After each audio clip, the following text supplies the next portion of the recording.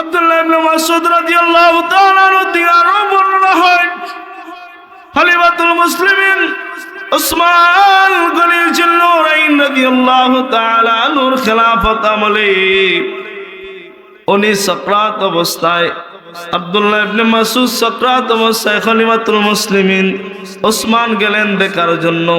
কে বলেন, ভাই মাসউদ, তোমার তো শুধু কন্যা সন্তান, তোমার তো কোনো ছেলে নাই।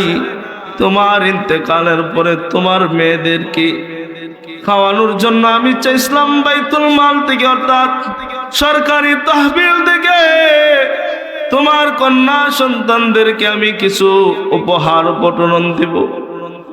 হযরত আব্দুল্লাহ ইবনে মাসউদ ডাকতে বলেন, হে খলিফাতুল মুসলিমিন, আপনি যে চিন্তা করছেন এই জন্য আপনাকে ধন্যবাদ। আমার মেয়েদের রিজিকের চিন্তা আমি করি নাই। আমি একদিন পয়গম্বরের জবান থেকে শুনেছিলাম, যেই ঘরে নাকি মাগরিবের নামাজের পরে সূরা ওয়াকিয়া তেলাওয়াত করা হয়, এই ঘরের মানুষকে আল্লাহ তাআলা অনাহারে রাখে নাই। সুবহানাল্লাহ। হে খলিফাতুল মুসলিমিন, আমি আমার সব কন্যাদেরকে, সব মেয়েদেরকে আমি পয়গম্বরের এই জবানের কথা শুনিয়েছি। আমি আমার মেয়েদেরকে সূরা ওয়াকিয়া শিখিয়েছি। তারা যদি সূরা ওয়াকিয়ার উপরে আমল করে তাদের রিজিকের অভাব দুনিয়াতে হবে না। এখন বলেন, আমি আপনি বাবা হইলাম, আমি আপনার দাড়ি সাদা করে নিলাম, আমি আপনি 2 দিন পরে হয়তো কবরে চলে যাব। আমি আপনি চিন্তা করি আমার ছেলেকে, আমার মেয়েকে আমি কি কোরআন শিক্ষা দিতে পারছি কিনা। পয়গম্বর বলেন আরো, ছেলে যদি বাবার মার কবরের পাশে দাঁড়াইয়া, বাবা মার কবরের পাশে দাঁড়াইয়া যদি বিসমিল্লাহির রহমানির রহিম বলে, মালিক ডাক দিয়ে বলে, ও ফেরেশতারা চেয়ে দেখো আমার বান্দা কি চাইতেছে কবরের পাশে দাঁড়াইয়া। ফেরেশতারা বলবে, তার বাবা তার মার কবর জিয়ারত করতেছে আর বলতেছে বিসমিল্লাহির রহমানির রহিম। আপনি নাকি দয়ালু, আপনি নাকি দয়ালু বলতেছে। আল্লাহ রাব্বুল আলামিন বলেন, ফেরেশতারা রে, ছেলের কাছ থেকে মেয়ের কাছ থেকে তার বাবারে চলে নিয়ে আসলাম, তার মাকে নিয়ে আসলাম। এরপরে বলে, আমি নাকি রহমান, আমি নাকি রহিম। ফেরেশতারা রে, তোমরা সাক্ষী দেখো আমি আল্লাহ তার মা বাবার কবরে আযাব মাফ করে দিলাম। এরকম সন্তান জমিনে রেখে যাওয়া দরকার আছে না নাই? ও বৃদ্ধ বাবারা, আপনি চিন্তা করেন, আপনি আপনার বাবার কবরের পাশে কয়দিন দাঁড়াইছেন, আপনার মার কবরের পাশে কয়দিন দাঁড়াইছেন। আপনি তো আপনার মা বাবার কবর জিয়ারতে যান নাই। আপনার তো উচিত ছিল, আপনার তো দরকার ছিল, আসো বাবা, এইটা হইল তোমার দাদুর কবর, এইটা হইল তোমার দাদার কবর, এটা তোমার অমুক আত্মীয় তমুক আত্মীয়র কবর। আমি যখন আমার সন্তান রে এইভাবে দেখাইলাম নেই, আমি যখন আমার সন্তান রে এইভাবে চিনাইলাম নেই, আমি কবরে গেলে আমার ছেলেও তার ছেলেকেও এইভাবে দেখাইল না। কথা কোন ঠিক কিনা? কিন্তু এই চিন্তা আমরা করি না। আসো বাবা, চলো বলতে জবাব জমিন, ওইটা হইল আমাদের, এটা হইল এইটা এগুলা জমিন চিনে রাখো। মারা গেলে তুমি করতে হবে, এরকম আমরা করি কি করি না? কিন্তু পরকালে যাওয়ার পরে সন্তান আমার কবরের পাশে দাঁড়াইবে কিনা এই চিন্তা আমরা করি না। এই জন্য পয়গম্বর বলেন, عن عثمان بن عفان رضي الله تعالى عنه قال قال رسول الله صلى الله عليه وسلم خيركم من تعلم القرآن وعلمه দুনিয়াতে উত্তম তারা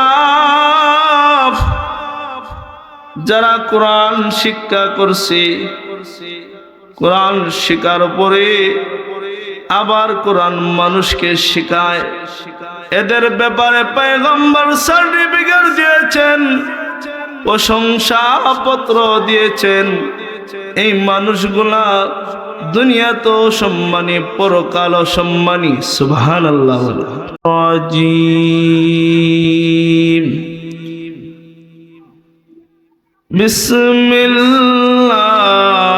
বিসমিল্লাহির রাহমানির রহিম।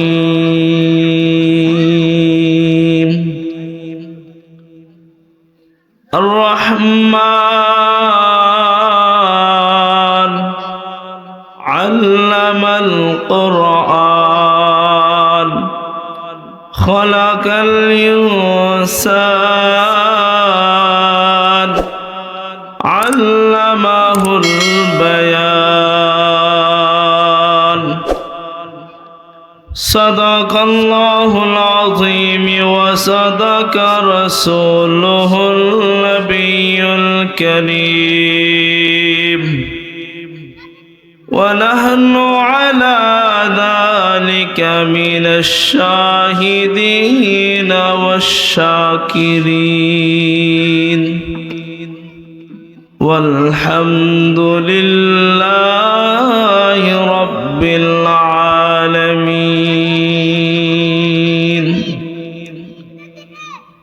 عن عثمان بن عفان رضي الله تعالى عنه قال قال رسول الله صلى الله عليه وسلم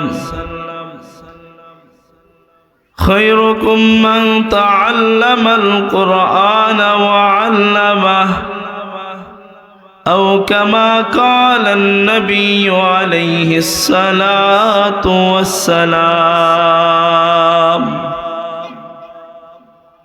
करीमा बख्शाए बरहान माँ, करीमा बख्शाए बरहान माँ के हस्तम मसीरे कमंदे हवा जबाता बो अंदर जहागिर सनाए मोहम्मद मुअद्दिल फजील हबीबे खुदा शराफ अंबिया क्या अर्श मजीद अशबुअद मुत्तका चुदानी तकब्बर चरा में कुनी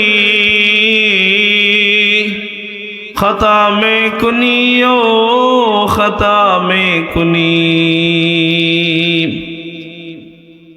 अल्हम्दुलिल्लाह।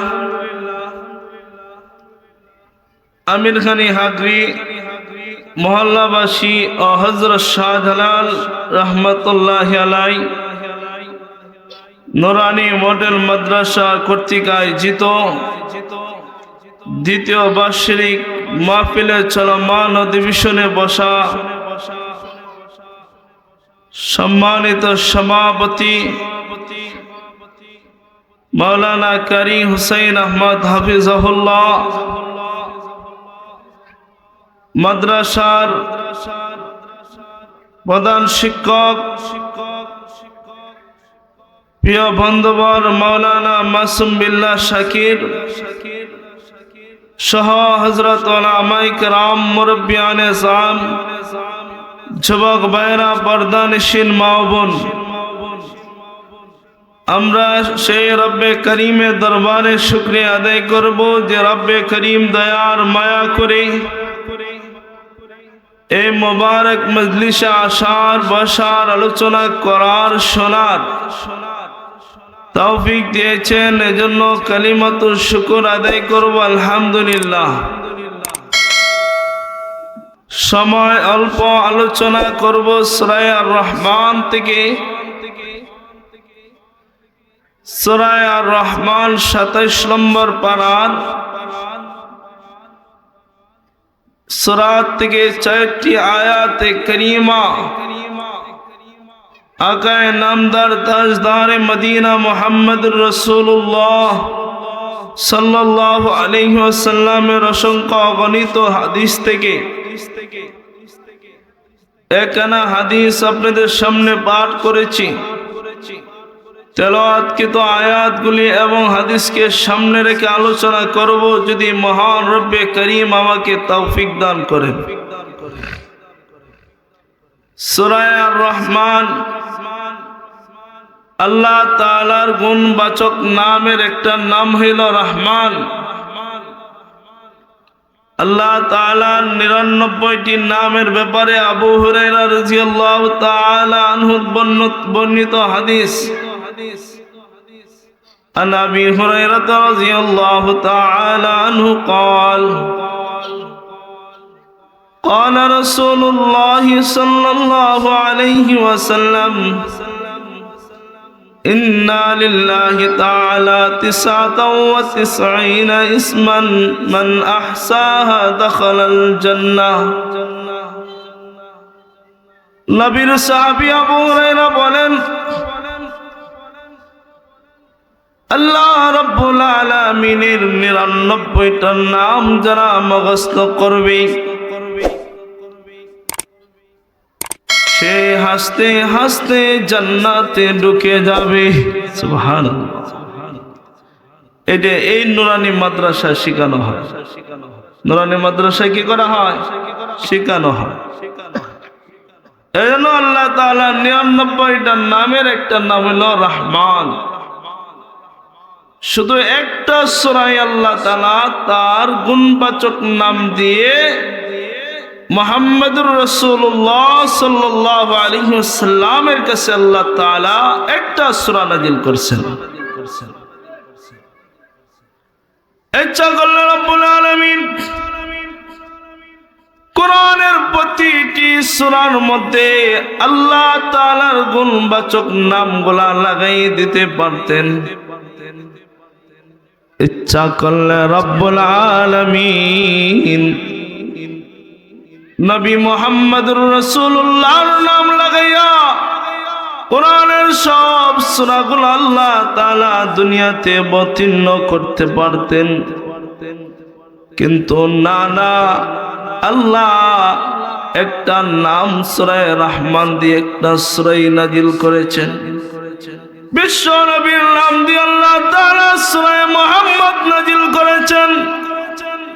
ঠিক তেমনি ভাবে আল্লাহ তাআলা ইউসুফ পয়গম্বরের নাম ধরে আল্লাহ তাআলা ইউসুফ আলাইহিস সালামের কাহিনী একটা সূরার মধ্যে আল্লাহ তাআলা বর্ণনা করেছেন। ঠিক তেমনি ভাবে নবীর গুণগান, নবীর ইজ্জত আর সম্মানের ব্যাপারে আল্লাহ তাআলা কোরআনে একটা সূরা নাযিল করেছেন, সূরা কাউসার।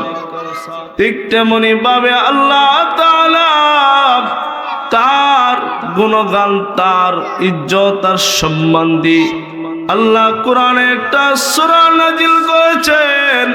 সেই সূরাটা হইল সূরা ইখলাস, কুল হুয়াল্লাহ সূরা। ঠিক তেমনি ভাবে আল্লাহ তাআলার কাছে কিছু মানুষ প্রিয় হয়েছিল, মহব্বত আল্লাহ তাআলা করেছেন। এই মানুষগুলার ওয়াজ আর নসিহত আল্লাহ তাআলার কাছে ভালো লেগেছিল। আল্লাহ তাআলা সূরা লুকমান নাযিল করেছেন। ঠিক তেমনি ভাবে আল্লাহ তাআলার কাছে কিছু প্রাণীর আচার ব্যবহার মালিকের কাছে ভালো লাগেছে, এই জন্য মালিক সূরা আনকাবুত নাযিল করেছেন মাকড়সার নামে। ঠিক তেমনি ভাবে আল্লাহ রাব্বুল আলামিন ভালো লেগেছে কিছু প্রাণীর মধ্যে একটা হইল পিপিলিকা। এই পিপিলিকার নাম দিয়ে আল্লাহ তাআলা কোরআনের সূরা নাজিল করেছেন। সেই সূরাটার নাম হইল সূরা নামল। এইভাবে মহান রব্বুল আলামিন কোরআনে আল্লাহ তাআলা বিভিন্ন প্রকারের প্রাণী, বিভিন্ন গুরুত্বপূর্ণ নবী এবং অলিদের নাম দিয়ে আল্লাহ তাআলা কোরআনের সূরা নাজিল করেছেন। এই জন্য দুনিয়ার মানুষ যে আমার ক্ষমতা আছে বলে আমি আমার প্লেট গুলাই আমি লাগাবো, অন্য কারো লাগাইতে দিব না, এরকম শক্তি এক দলের ছিল কিনা? কিন্তু সেই শক্তি মালিক বেশি দিন রাখে নাই। কথা কোন ঠিক কিনা? আল্লাহ রাব্বুল আলামিন সূরা রহমান নাজিল করে মুহাম্মদুর রাসূলুল্লাহ সাল্লাল্লাহু আলাইহি ওয়াসাল্লাম কে বলেন আর রহমান, দয়াময় আল্লাহ। আল্লামাল কোরআন, শিক্ষা দিয়েছেন কোরআন। খলাকাল ইনসান, সৃষ্টি করেছেন মানুষ। আল্লামাহুল বায়ান,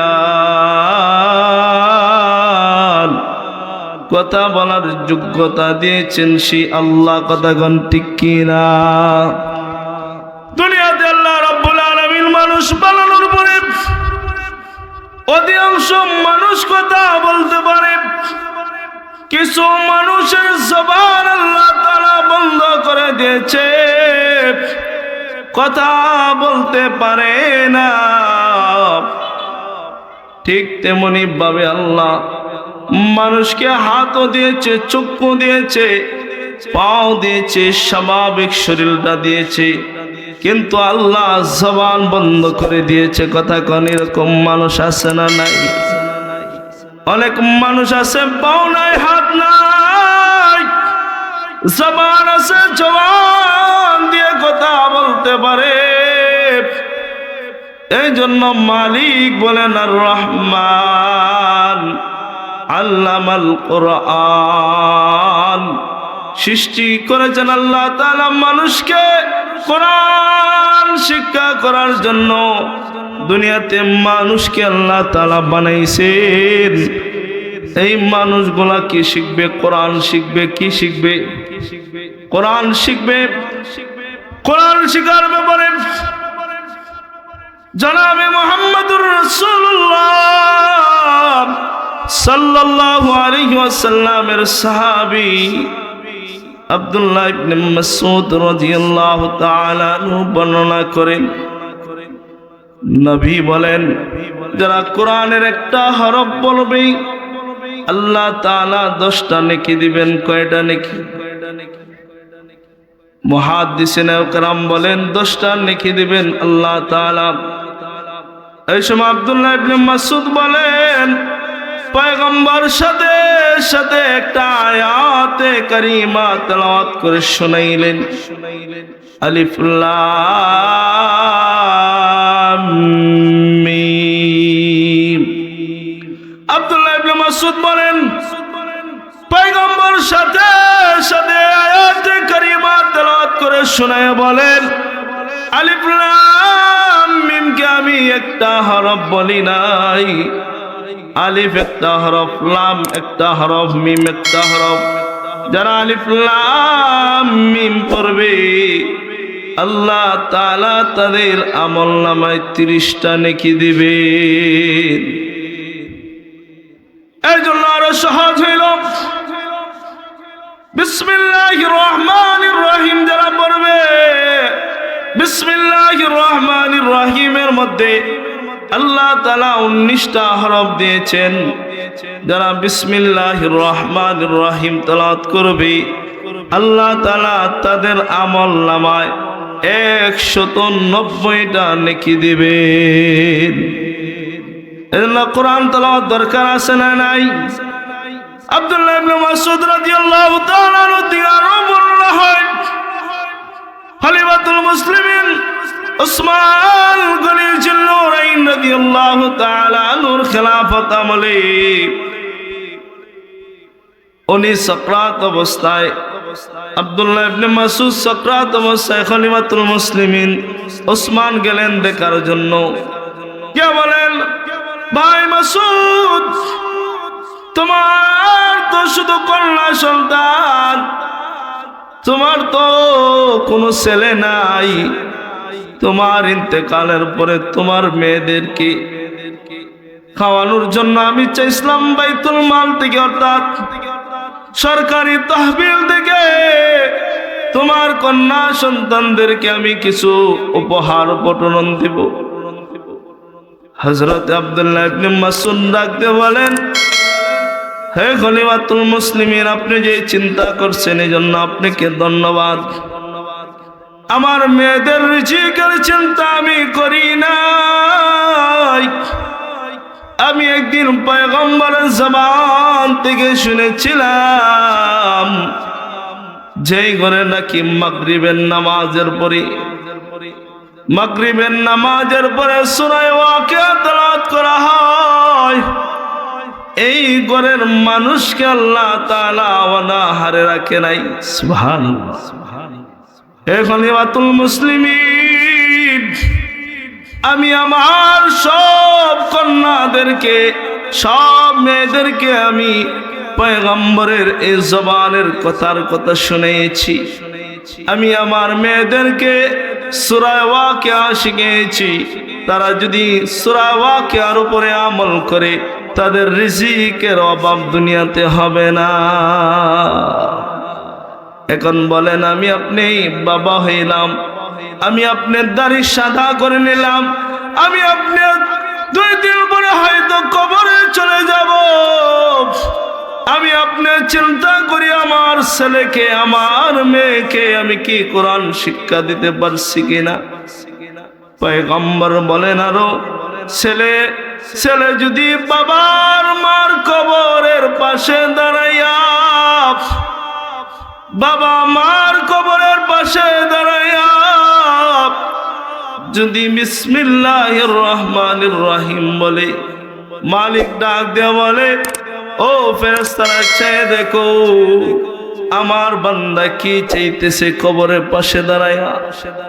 ফেরেশতারা বলবে, তার বাবা তার মার কবর জিয়ারত করতেছে আর বলতেছে বিসমিল্লাহির রহমানির রহিম। আপনি নাকি দয়ালু বলতেছে। আল্লাহ রাব্বুল আলামিন বলেন, ফেরেশতারা রে, ছেলের কাছ থেকে মেয়ের কাছ থেকে তার বাবারে চলে নিয়ে আসলাম, তার মাকে নিয়ে আসলাম। এরপরে বলে, আমি নাকি রহমান, আমি নাকি রহিম।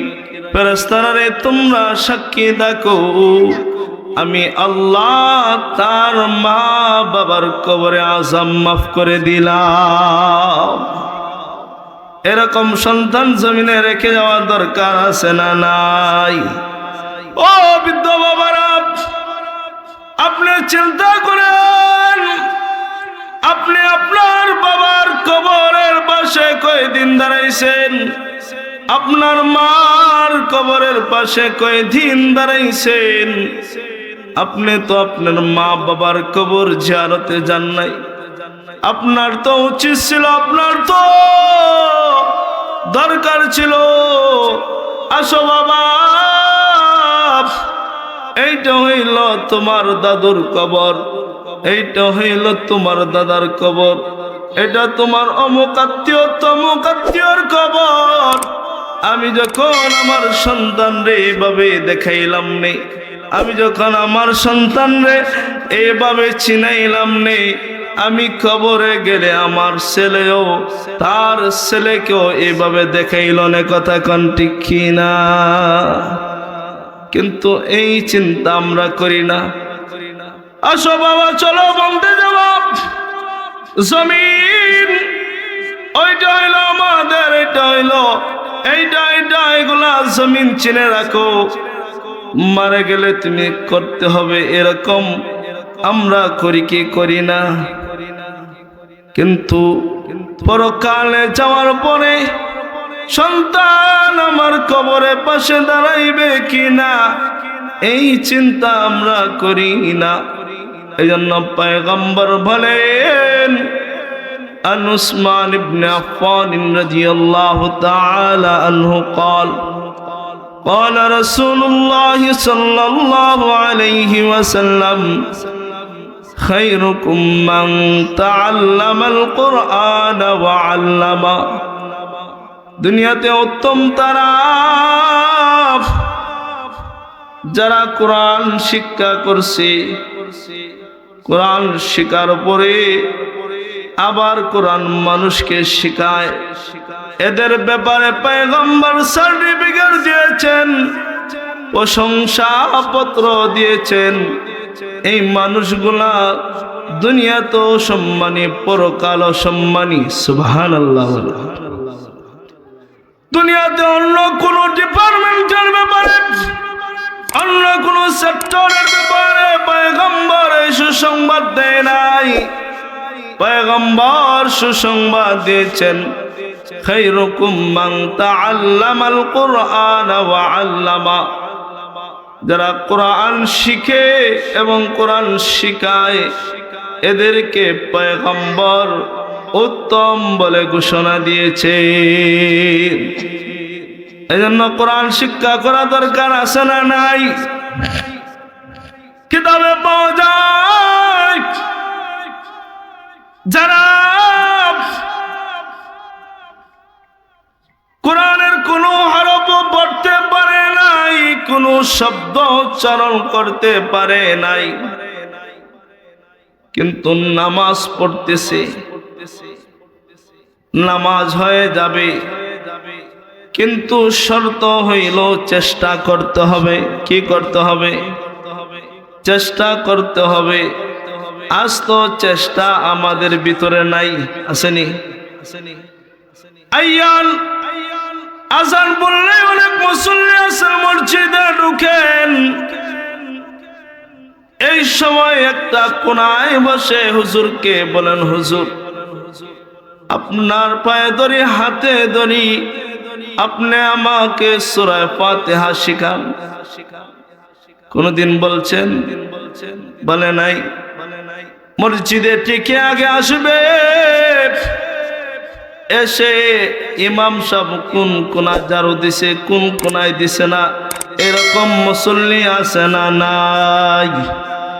আপনারা হাগরিতে নাই? ইমাম সাহেব আর মসজিদ সাহেবের দোষ ধরার জন্য মসজিদে আধা ঘন্টা এক ঘন্টা আগে আসবে, এসে তাদের দোষ ধরবে।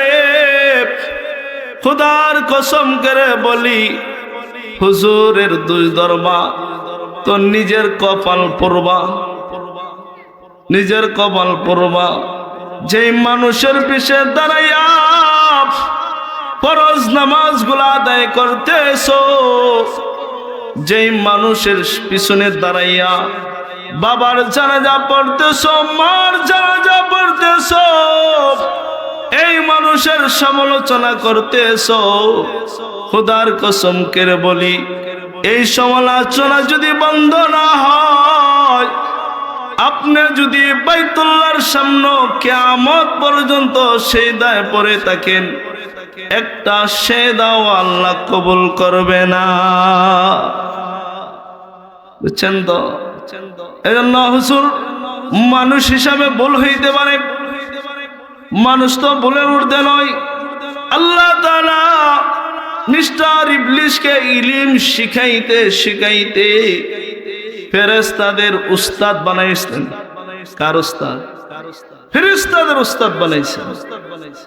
এরপরে একটা শব্দে অহংকারের কারণে এমন চূর্ণ বিচূর্ণ হইল, জান্নাত তো হারাম হয়েছে।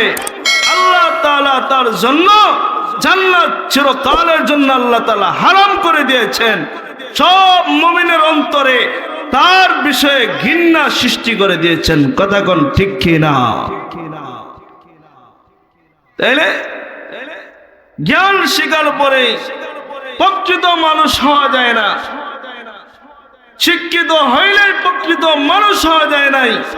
প্রকৃত মানুষ হওয়ার জন্য আল্লাহর কালাম শিখতে হবে, দ্বীনি মাসলা মাসাইল যেগুলো আছে এগুলা শিখতে হবে। এগুলা যতক্ষণ পর্যন্ত একটা মানুষের ভিতরে ঢুকবে না, সে ততক্ষণ পর্যন্ত প্রকৃত মানুষ হতে পারে না। কথা কোন ঠিক কি না? নবীর সাহাবী বলেন, আনাস রাদিয়াল্লাহু তাআলা আনহু قال قال رسول الله صلى الله عليه وسلم طلب العلم فريضة على كل مسلم। পয়গম্বর সাহাবী হযরত আনাস রাদিয়াল্লাহু তাআলা আনহু বর্ণনা করেন, নবী বলছেন, দ্বীনি ইলম শিক্ষা করা প্রত্যেক মুসলমানের উপরে ফরজ।